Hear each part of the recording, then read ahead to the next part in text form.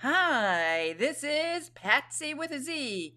Welcome to Joy on Paper Live, a program for writers and those who dream of writing, and for everyone who wants to know the story behind the book. And I have a very special guest today, Amanda Flower. She's written lots of series, but today we're going to talk about the first book in her new series, and I'm so happy to welcome her to the program. Hi, Amanda. Hi, Patsy. Thank you for having me. I think your work, your output, that oeuvre that they always talk about an author has, you have so many books. Yeah.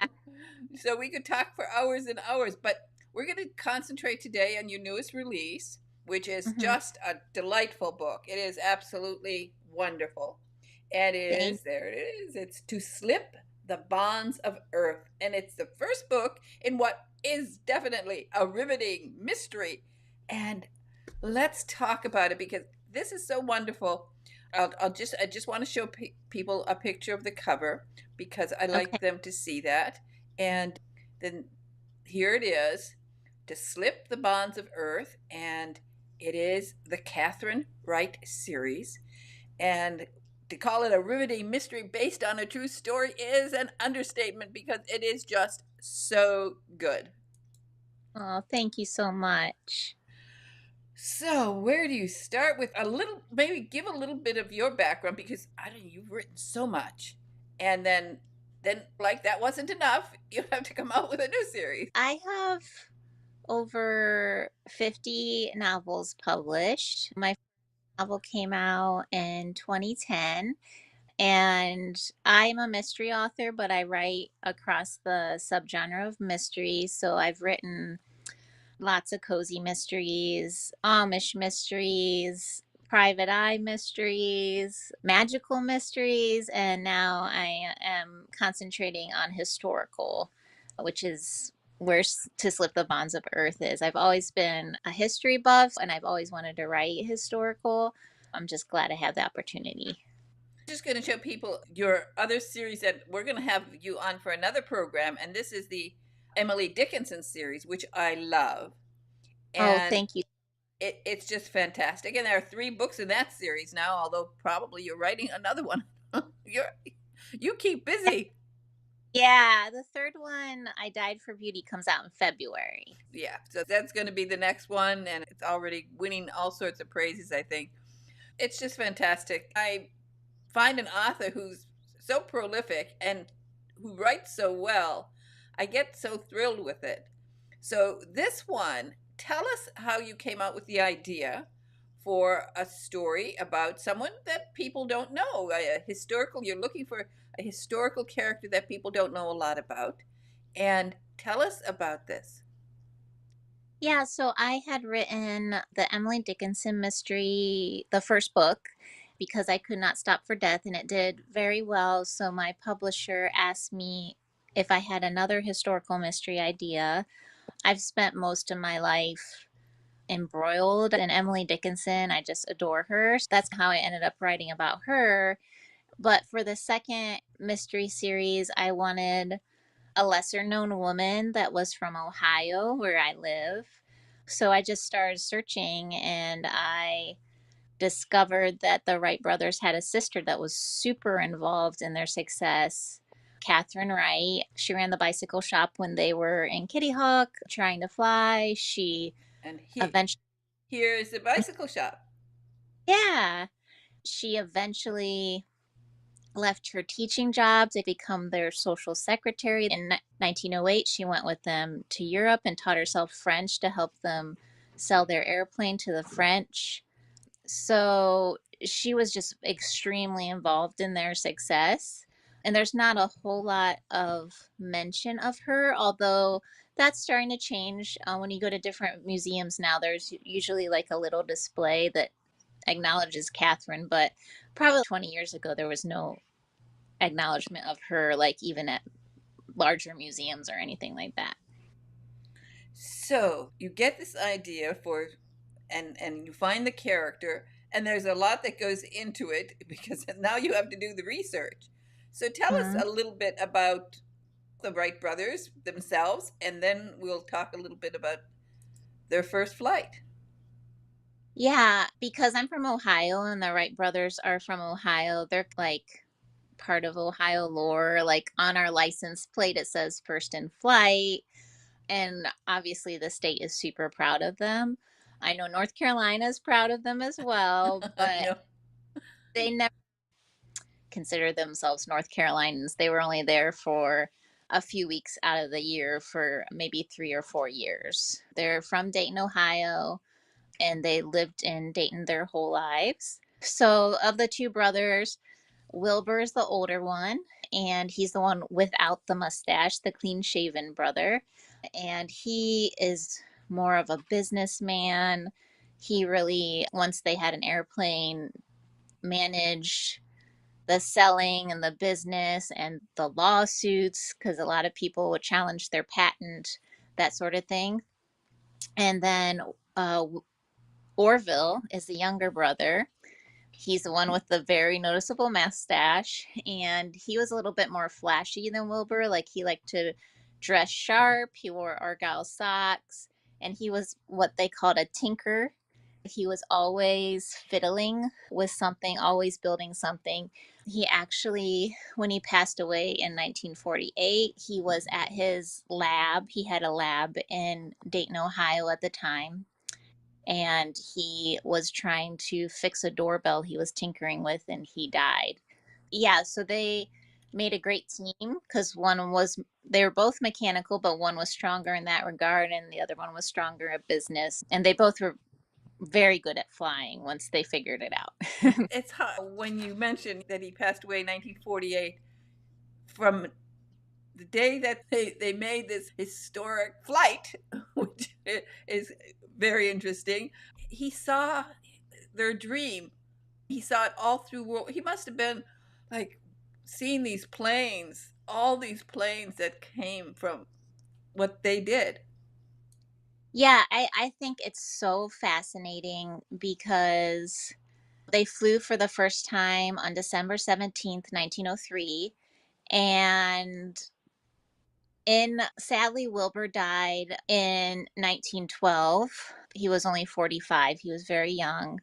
But Orville lived into old age and he died in 1948. So he saw the airplane go from what he and his brother invented all the way through World War II, where they're having like dog fights in the air with airplanes. And also, he saw the airplane drop the atomic bomb on Nagasaki and Hiroshima. So I just wonder what he was thinking when that kind of stuff was happening with something that ultimately they were responsible with inventing. It must have been pretty incredible.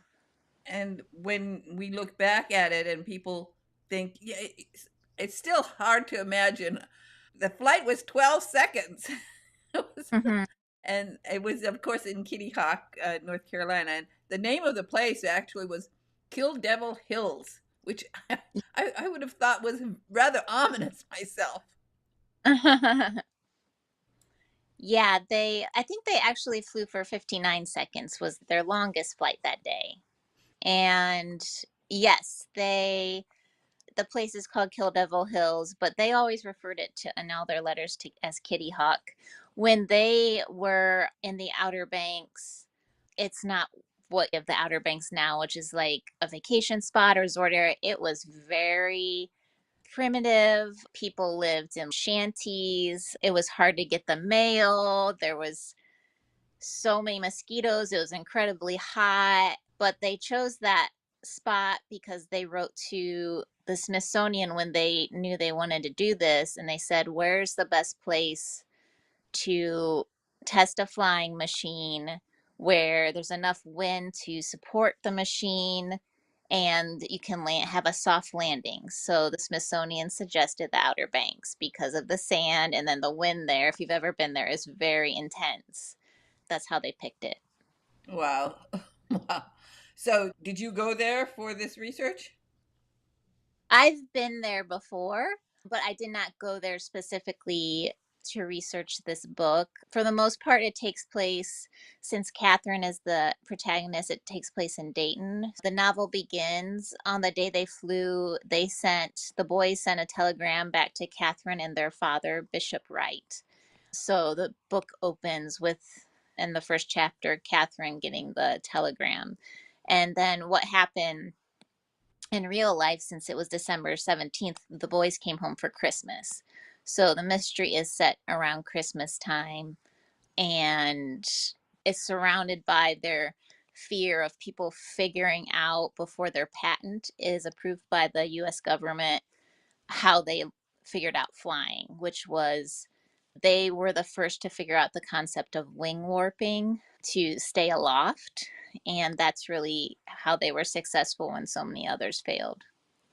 And definitely that was a big fear because that that patent meant everything. And I think they'd already knew all the stories about what Edison went through with his fights for patents and Alexander Graham Bell and all of that because they were already like I know today I actually was in a patent fight myself. I have Oh, I have 4 patents, and okay. so I know I feel for them. I know that feeling of somebody stealing it. So this was a big deal. Yeah, in their case, they applied for their patent in the spring of 1903, even before they flew, because they knew they were onto something. But it takes, as since you have patents, it takes forever to get them approved. So it actually wasn't approved until 1906. And so for those 3 years, they were very anxious. After it was approved, so they so many people did steal their ideas once the airplane was out and about. So they sued so many people, rightfully, but it was very stressful. And it was one of the main contributors that led, I believe, to Wilbur's illness that caused him to pass because he was at the forefront of fighting the patent infringement. And but they won every time because they did have that patent. It just was so extremely stressful. Yeah. And of course, Catherine did so much of the work involved in obtaining the patent. She did. She was very good at keeping their schedules and documentation and all of those things that a nice organized teacher would be very good at. So they really relied on her. So many times there is a woman behind a man.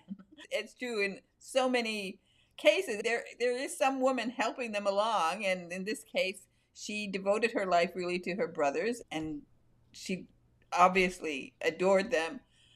So tell us more about her because I relate to her because she studied Latin and taught Latin, and I love Latin. That was the only subject. I only liked 2 subjects in high school, and that was one of them. So tell us more about her. Yeah, so Catherine is three. She's the youngest. There was actually 7 children in the family. 2 died in infancy, a girl and a boy. And then they have 2 older brothers, Lauren and Rushlin. Both have family and children. But Wilbur and Orville kind of made this pact that they would never marry because they wanted to be inventors and do something great. And they very much didn't want Catherine to marry either because they wanted her to be essentially take care of the household, help them, be their support. And they're very aware, especially at the turn of the 20th century, if someone gets married, a woman, she is needs to take care of her own husband and possibly children and all that good stuff.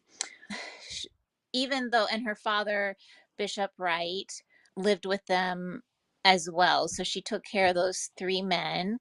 Her mother died when she was 15. So as of 15 years old, she's taking care of all of the men that are still at the family home. And her father really didn't want her to get married either for the same reasons. However, interestingly enough, he wanted her to be like in the traditional role of a daughter, but at the same time, he she was the only one he sent to college. She went to Oberlin College in northern Ohio, and she excelled in Latin and Greek. Actually, while she was there, she got engaged and she never told her brothers and father.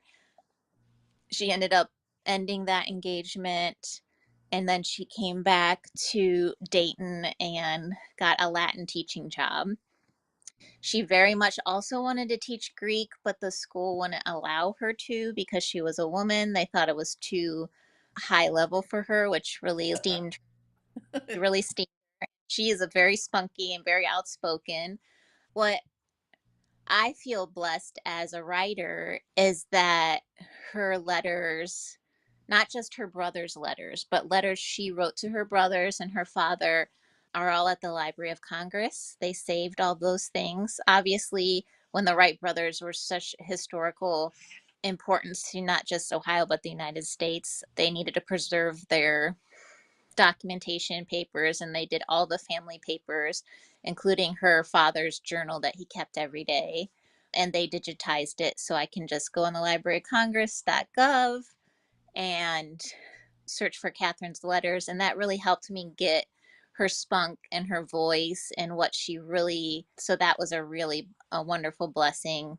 And she just was a hardworking Midwestern girl. She was very independent, even though she was taking care of her family. She hired a maid, and that maid worked for Orville until the day he died. And her maid allowed her to have her teaching job because she could be home cooking and cleaning for the guys. And Katherine paid for her out of her own wages because she knew this was the only way she was going to be able to have her own life and career, was to hire someone to take care of them. So she worked within the system and the parameters of a woman living at the turn of the 20th century. In the second book, she's I just think she's incredible. I could go on and on, but just a quick note about the second book. In 1904, she traveled to St. Louis by herself by train because she wanted to go to the World's Fair. So she went to the World's Fair in St. Louis. So the second book is about that. And she met one of her friends that she went to Oberlin with, and these two young women traipse around the fair. So I figure they should probably solve a murder mystery while they're there. Oh, yeah, they have to have a body. I feel such a kindred spirit with her. That's why when I got the book, I was so thrilled with it because it's funny. As I said, I love Latin. And in my school, as in most high schools in those days, nowadays, I don't think they even teach Latin, but in those days, they had only 2 years. So you freshman and sophomore year, you'd be in Latin. But I loved it so much. And my Latin teacher was like amazed. I got her to do a third year and I got her to do a fourth year. The first year we had 23 students. The second year they were down to 18. The third year Mhm. we were down to 9 students. And the fourth year, she had never had any students who wanted a fourth year. We were down to 5 students. Then I was teaching myself Greek. So somehow this love of Latin and Greek, we had the same kind of mind. That's all I can say. Yeah, she was so good at, some people just are, they're just gifted at picking up languages. And she definitely was one of those people because she did not know before they went to Europe in 1908. She didn't know French, but she taught it to herself. Her brothers basically said, "We're not going to learn French. They can learn English if they want to buy our airplane." And she was smart enough to realize that's probably not how you win over a foreign country, to sell your goods or your inventions to them. She had a big part in the airplane getting to Europe because of that. I think she's terrific character. Of course, having the fun of making it a mystery story. So this is one of the wonderful ways that people can learn history by reading a mystery. And sometimes people will say, "Oh, I'm not interested in history." But then when they start reading a mystery that has history in it, at the end, it's like a double whammy. You got this wonderful mystery story, but you also come away knowing stuff that you didn't know before. Hmm. Yeah, I have always loved historical fiction and historical mysteries in particular, but that's one of my favorite things about it because I learn so much about a time period or a real person, but then I'm also enjoying a good story at the same time. It doesn't feel like reading a history book in school, which can be a little bit dry. It makes it more exciting. I've always thought that in school they actually should use mystery stories to teach history. Because if you gave kids this book, just give them Oh, this book to slip the bonds of earth. And they're not going to be thinking, I'm learning history. But then at the end, then you can do a whole presentation. Did you realize? And look at the time period, like 1903 is a fascinating time. it really is. It was such just your mention of what Orville saw over his lifetime just with the airplane. And it was a time where, the difference between Emily Dickinson's family and the Wrights are the Dickinsons were well to do. They had multiple servants. They were extremely educated. They came from upper class. And I really didn't want to write about another family like that. I wanted to write about a family that was middle class because the Wrights were just regular people that worked really hard.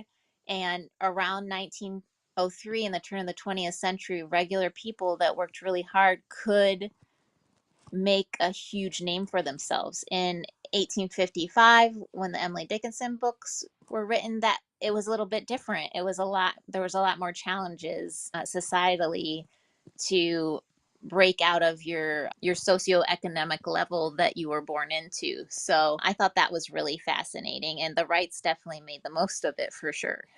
Absolutely, because well, as you said, in 1904, there's the World's Fair, and what was happening, the changes were happening, as spurred on by Thomas Edison and Alexander Graham Bell, and then the Wright brothers, and all of the other people working at that time. Everyone was working in different fields and trying to put the new technology together. And it was really an exciting period of time in history. I always feel so bad for people who don't know history, because if for example, you know what was going on in those early 1900s, wow, people like, oh, what's happening? Everything was popping at that point. And the Hmm. World's Fair, of course, is as I'm sure it's going to be in the next book. You found out a lot of interesting stuff that happened. It was pretty wild, honestly, some of the stuff that happened at the World's Fair.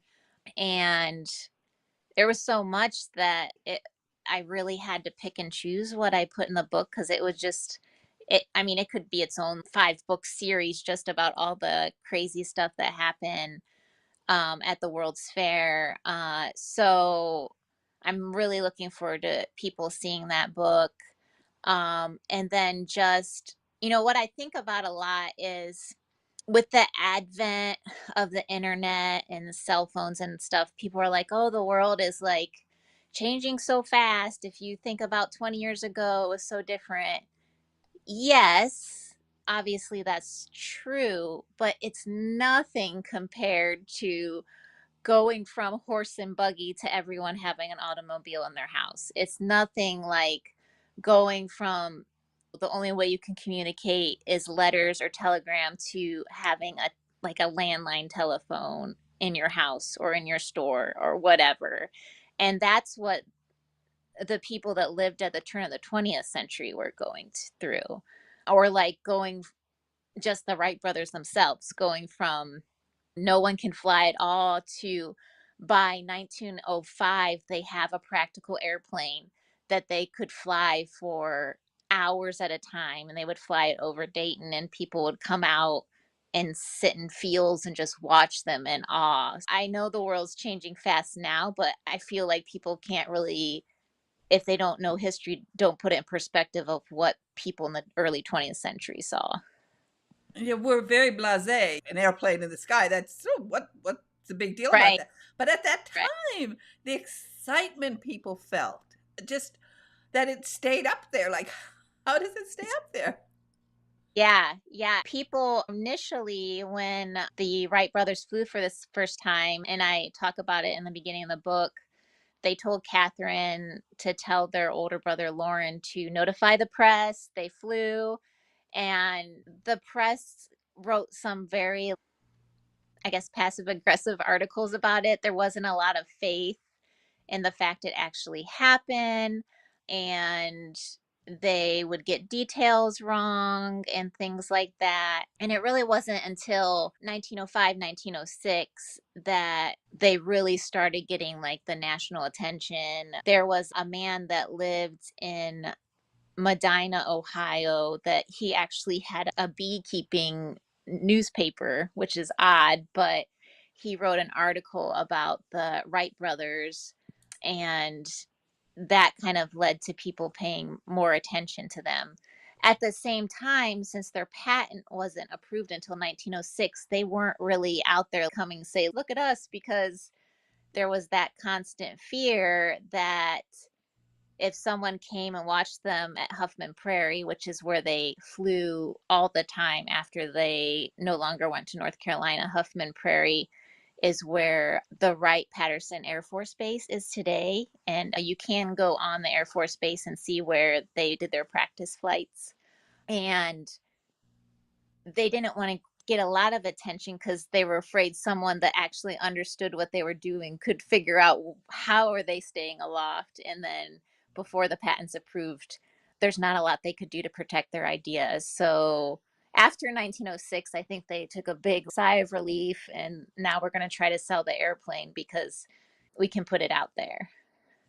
Once you have that patent number, although people will still try to steal it. Oh, yes. Yes, which was their experience. And like I said, they fought lawsuits the rest of their The rest of their life. rest of their lives. Yeah. So that, Yeah. Because a lot of people give up.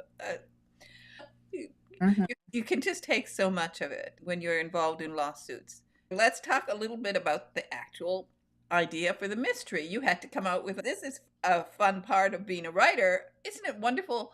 A writer, you are everything. You are omniscient. You can do whatever you want. But of course, with historical characters, you have Right. limits. So There are, you can't, yeah, you can't. So you can throw in some other characters, maybe some that you can kill off and you don't mind killing them off, but other people perhaps to help the story along. So what was that process for you? Coming up with the actual, okay, I know the historical characters and I can't fool around too much with them, but everything else around it. yeah. So I wanted it to tie to the story of First Flight in some way. And as we've been talking about this whole time, the fear of someone figuring out how they stayed aloft and stealing their idea to fly was a constant, like, terrifying thing for Orville and Wilbur Wright. And so I have, and also the boys, Orville and Wilbur, were super introverted. Katherine is the opposite. She's super extroverted, which was a great fit for them, like when they were trying to sell the airplane and in Europe, because everybody was like enamored with her because she just had a big personality and said what she thought. She was an attractive woman, but she wasn't like movie star beautiful. She just had an amazing personality that just drew people to her. So in the story, the fictional part is there's a Christmas party that she's been invited to. Her brothers just arrived home and she wants one of them, well, actually wants both of them to go with her. And Wilbur's no, I have no interest in seeing people. He's not a people person by any, and I certainly don't want to go to a party. That's like the last thing Wilbur would ever want to do. But Orville and Katherine, of the three, are extremely close, so he agrees to go. But Orville is a lot like me in this way because I'm also an introvert. And he took some working material with him, or in my case, I would have taken a book or a Oh, that's notebook. Or me. That's me. Oh, I have to say, now, if I was doing that, I would take a book so that I could go yeah, off in the corner. exactly. If he felt uncomfortable, which I would too at such a big party, he would find a corner, write down some notes, read his book, and just wait it out till they could go home because Katherine was going to enjoy the party and have a big time. So, unfortunately, he takes their notes about how they flew because he wanted to do some equations and stuff while he had free time at this party, and he misplaced his jacket. And there's a man there that is loosely based on a real person. So when Orville was in high school, he was bullied a lot to the point that he did not graduate high school because he was beaten up so badly by another young man, and he had to stay home and recuperate from his injuries of being hurt so terribly. And it was a young man like this Herman character who is fictional, but he's based on the real life person that gave Orville such a terrible time in high school and tormented him. Herman is also at the party. He's tormenting Orville. Orville gets upset, takes his jacket off, sets it down, and it goes missing. And unfortunately, Herman does not survive the night, and the jacket is found near his dead body. So now Orville is in a sticky situation. So Katherine has to get involved because she's the one that cleans up the family messes. And this is a massive mess. And unfortunately, the plans are no longer in the jacket. So now the plans are missing. Her brother is a murder suspect, although there's others that they find out that are even more suspicious to be the suspect for the crime. And so she's got to go in there and clean up the mess. And So she's that's, going to clean it up. And she's good. She does a great job. And that's why yeah. we're going to have the second mystery. And it is a wonderful idea of her going across the country, because the whole idea of the World's Fair really came from Europe, where they used to have the French would have these wonderful events, and America wanted to compete. And Yeah. so, yeah, World's Fair became a big thing. I don't, do they, Yeah. I don't know if they even have them anymore, but I don't think so. I think I believe there was one in New York in the 1950s, 1960s, maybe, but I really yeah, didn't no, find I after don't think that. I don't think they have them. But of course, No. the the Eiffel Tower came out of a World's Fair, the exposition. So lots Mhm. of things, and I know this is going to be a wonderful story, finding out everything that happened in 1904. Because, as you said, oh, I'm sure the mystery is going to be great there. So you're just having a lot of fun between that. You're getting full of ideas how to murder people. Get innovative, but I can see that you're having a lot of fun with this series. Yeah, Katherine is an incredible person to write about, and her family I just find is so fascinating. So it's just such a great, and the time period too is perfect. So it's a great building block to go from and then make up a fictional mystery series, because and then the fact that I have these letters, and her father, I mentioned the Library of Congress has his journal as well. And it's not like a journal like I feel sad and so said such and such to me and blah blah blah. It was like a real diary like they would keep at the end of the 19th century into the 20th century. So he'd be like, Catherine's in St. Louis and she had crepes for lunch at the World's Fair. It's very this is like just details, but that is it. Oh, It told me where everyone in the family was on a certain day, which is incredible to have. oh, for an author, it's a treasure. It's a treasure to have something like that, and it is fantastic. And for that, we have to be very grateful for the internet, because that is fantastic. Um, Absolutely. I spent many years at the British Museum doing research. And at the British Museum, when you do research, you had the desk, and they would deliver the books to you, Right. and so it was, wow, all the books I went through. And now, of course, I could do the same work. But of course, I'm glad I had that experience, because Of course. the Yeah. crazy people blocked up the library at the British Museum. It's insane. Anyway, you're having fun. I think the series is going to be really very popular for so many reasons. I really wish they would listen to me and in schools use these. Now, like the Emily Dickinson series, which you're going to come back and we're going to do another show about that, because Yeah. they teach poetry in school if they do. But most of the kids hate it. They don't understand it. But the minute they read the Emily Dickinson series, yours, then they will be intrigued. They will love it. They will love Emily. They will know that all that period of time. This is the way to teach history. This is what I've always done all my life. I just read this kind of books. Isn't it wonderful? Yeah, no, I agree that I've loved Emily Dickinson my whole life since I was a young teenager, and I've researched her my whole life. But when I was writing that first book, it was just incredible to me how much closer I got to knowing who she was as a person, which for those kind of classic authors that are at a different echelon of notoriety and success and stuff, sometimes I think you forget that they were real people in a specific space and time, and that really contributed to the person they were and what they chose to write about. And you are a real person. You're a real author. You're somebody who's interesting. And I want my viewers to see that and to realize the passion like you have, that and it comes through in your writing. And so that's why I'm so happy that you joined me today. Mm. And I have your website. I think I have your website there. Yep. And people can go there and find out more about you. And as I said, what can they find there? Because you've written a lot of books. Yeah, all of my books are there, and there's a bio, there's a link to my blog, and then they can sign up. I'm on social media as well.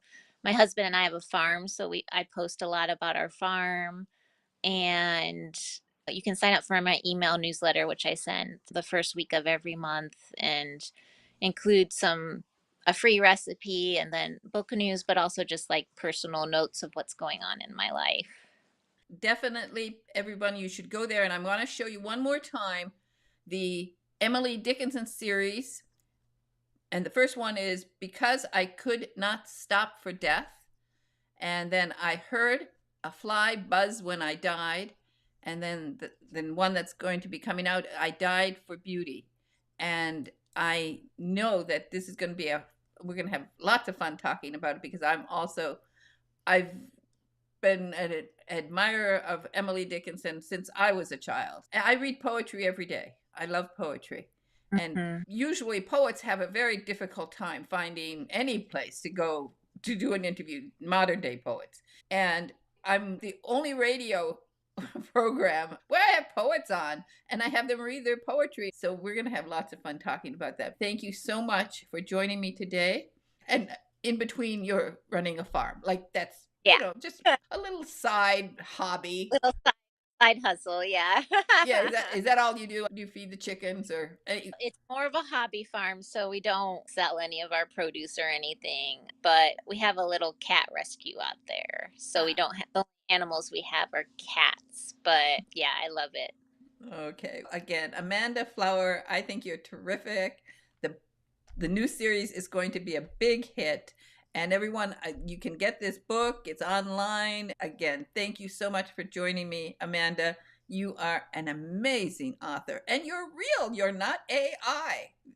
No. Your head must be full, like, right? Yeah. Thank you so much for having me. It was a lot of fun. Okay. Thank you. Now, bye-bye. Bye. Isn't it wonderful to discover an author who is enthusiastic, who is real? I mean, really real. My goodness, how did she write 50 books? And she looks so young. Amanda's delightful, and all of the authors that I talk to are delightful. I hope that you will just subscribe to Joy on Paper Live. This is what I love to do. I love to bring you authors that you might not have heard of, and this is your first time to see them and to see their enthusiasm. They write for you because they want you to find that same passion that they have for reading, for books, for life. And life is a joy, and all you have to do is enjoy it. And while you're at it, before you go, please subscribe, like, comment, and share, because I need like, comments, and shares. So if you could do that, that'd be wonderful. I'd really appreciate it. Wow, what a day. What a day. Thank you so much for watching Joy on Paper Live, and I hope that you will please subscribe. Bye-bye now.